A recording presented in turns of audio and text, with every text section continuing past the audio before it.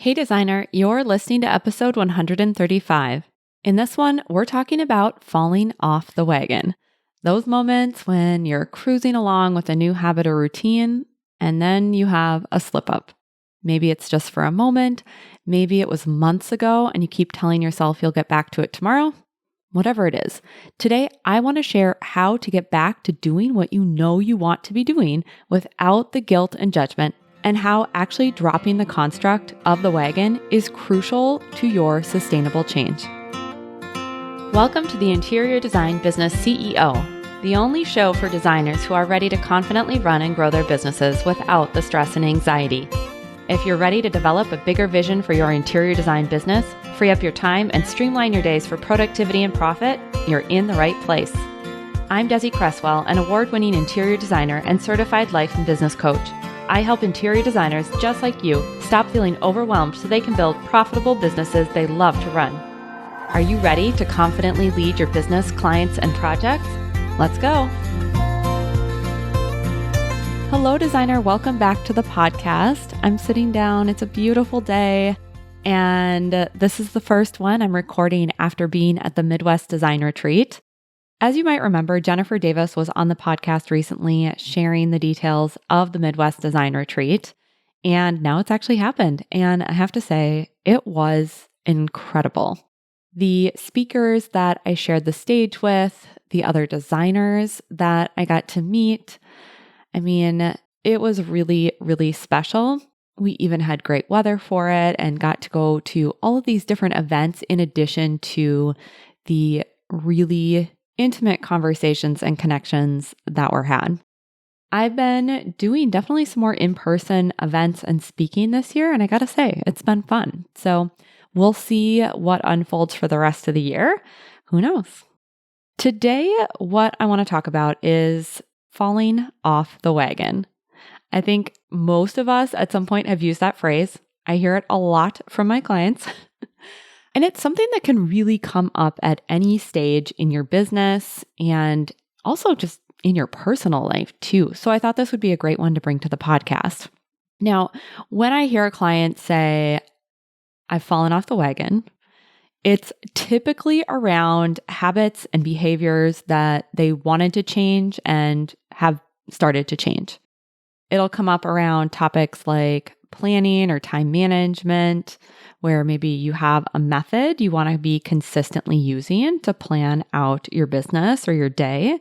Could even be around setting fees, where this designer had decided to increase fees, but then kind of had a wobbly moment and then ended up charging less.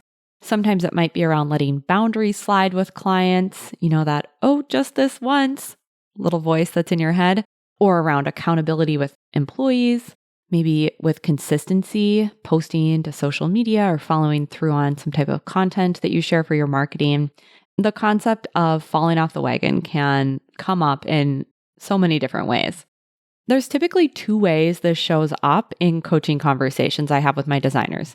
Now, the first one is a worry about falling off the wagon before they're even on the wagon. So it's a concern that they're going to slide back into old ways before they've even started to make the change in any measurable way. There's typically a lot of what ifs, like what if I can't keep this up? What if I don't follow through? Talking about it as if it's happening to them and it's out of their control. Typically, when this is the case, it's an issue of self-trust. You're not trusting in yourself to make the change, and you're also not trusting yourself to keep the change in motion. And this worry or fear around falling off the wagon actually prevents the client from getting started. The other time this tends to show up is when a designer has implemented a new set of behaviors or routines, and they were doing it, and then they're not. So this will be, you're on the wagon, and then you fell off. And I'm laughing because I've always thought this imagery of the wagon is quite funny. What I picture is you riding through the Wild West in your covered wagon, and you just sort of flop off. You fall off, and then the wagon keeps going. No one stops for you. No one circles back, and you are just donezo. When in actuality, that is not it at all. what I really want you to hear is falling off the wagon, meaning doing something and then not doing it, and then hopefully committing to doing it again. That's what we'll talk about in a bit, is actually part of the process of change. Changing something in your life is rarely like a light switch or a situation where you've got one shot, and if you don't get it, you're lost. The way that I see it is that evolving your beliefs and your actions to create the outcomes that you want personally and professionally really boils down to a very extended series of small decisions, moment by moment decisions, learning about yourself, both in what's working and what's a total flop, and then staying committed to the outcome, even when you don't have a lot of evidence to back you up. I see this so clearly in myself and in the designers that I coach, and it's going to happen that there will be times when you completely breeze past your own intentions and you won't realize it until after the fact. And then there's going to be times when you consciously think about what you said you were going to do and then completely dismiss your own moment of awareness. I want you to plan on this. It's really not a problem that you've fallen off the wagon, unless you judge yourself for it and make it mean that you can't stick with whatever the thing is or count on yourself. Typically, when missteps or failures are riddled with our own internal shame and guilt, that's when you have those screw it moments and give up for months, hoping to gear yourself up to try again, which of course is the exact opposite of what you want. You're delaying the integration and the outcome that you're working to create. Once you accept that you're going to have these quote unquote failures as you create new habits and routines, then what I want you to do is get curious about what happened and why. This is honestly the way you get back on this wagon. There is always a reason why you didn't do the thing you said you wanted to do. As soon as you notice, oh, hey, that thing that I said I was going to do didn't happen, look at it. There's going to be a lesson that you can use there. Maybe it's that you need to dial in your planning in some way, thinking ahead further, or maybe breaking things down so they feel more approachable. Maybe you've set the bar so high for yourself, and it's representative really of where you want to be in the long run, but totally neglects to meet you where you are. So of course, it's too high of a hurdle to jump. Maybe you're using a lot of willpower to force yourself into action versus creating intrinsic motivation, which is much more sustainable fuel. Or maybe even something has changed with your circumstances in your business or your personal life, and you haven't paused to redecide how you want to react to that. There are just so many reasons why you could have been cruising along and then you weren't. So let's get to know them, because, like I said, this is how you know what to do or try next. You want to get the lesson as soon as you can, and then decide how you're going to use the lesson learned to begin again. I came across a quote this morning from Joan Didion, and it said, "Life changes in the instant, the ordinary instant." And now, Joan might not have been thinking about falling off the wagon when she said that, but it really struck me because it hits to the core of behavior change. Any instant is an opportunity to re-engage with what you know would support you or what has served you in the past.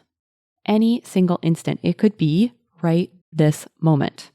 The real goal isn't to have a never-ending streak of days or never have a moment of failure, which, as a side note, I love to call failure a learning moment.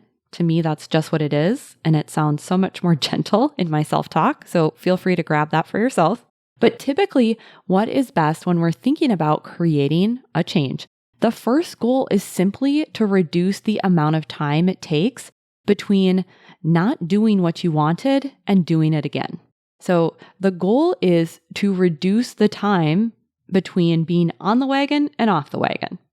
And supporting this idea of lessening the time between on and off cycles is, of course, the way that you talk to yourself and learning to be kind as you learn. What happens is, over the course of weeks, months, years even sometimes, depending on what you're wanting to shift, the cycles shorten, eventually leading you to where you want to be. This all requires self-trust. And as much as this image of the wagon and us falling on and off it kind of just makes me laugh, I really want you to think about that there is no wagon. Because when you have self-trust, it's not an issue of if you're on or off, because you know you're going to continue to move forward. There's always a path forward. You don't need the wagon. When you lean into self-trust, when you're working towards a change, what ends up happening is you build it when you have your own back throughout this process. You become the person who extends the hand and helps you back up off the ground. And guess what? Releasing this worry or judgment and just the whole idea of the wagon actually leads to quicker, more easeful change. Even better is that these changes become sustainable. That doesn't mean they have to be entirely consistent. It doesn't mean you have to do them every day. It doesn't mean you can't have moments where you don't do them at all. But when you trust yourself to begin again, there's no question of whether or not you will. You just do. I think that is one of the greatest gifts you can give yourself as a designer CEO. I hope that this concept was helpful, and I'd love to hear from you what you thought about it, if you've been implementing it, what type of shift it's maybe caused for you. You can always send me an email or otherwise send me a message on Instagram. I'm at Desi Cresswell. I'll be back next week with a brand new episode. I want to make sure too that you are following the show. I've got some behind the scenes on how I'm structuring my summer slowdown this year, along with an announcement for the CEO Summer School series that is coming back in June. And you're going to hear it all on the podcast. All you have to do is go to your podcast app and click that follow button, and then the episode will just appear in your feed and you won't have to go looking for it. You can also subscribe to Monday Mindset, which is my weekly newsletter. And that is a great way to be the first one to know when these different opportunities arise. You'll find that at desicresswell.com/Monday-mindset. And of course, all of that will be in the show notes as well. All right, that is what I have for you. I am wishing you a beautiful week, and I'll talk to you next Wednesday. Thanks for joining me for this week's episode of the Interior Design Business CEO. If you want more tips, tools, and strategies, visit www.desicresswell.com, where you'll get immediate access to a variety of free resources to help you take what you learn on the podcast and put it into action. And if you love what you're hearing, be sure to rate, review, and follow the show wherever you listen to podcasts to ensure you never miss an episode. I'll talk to you next week.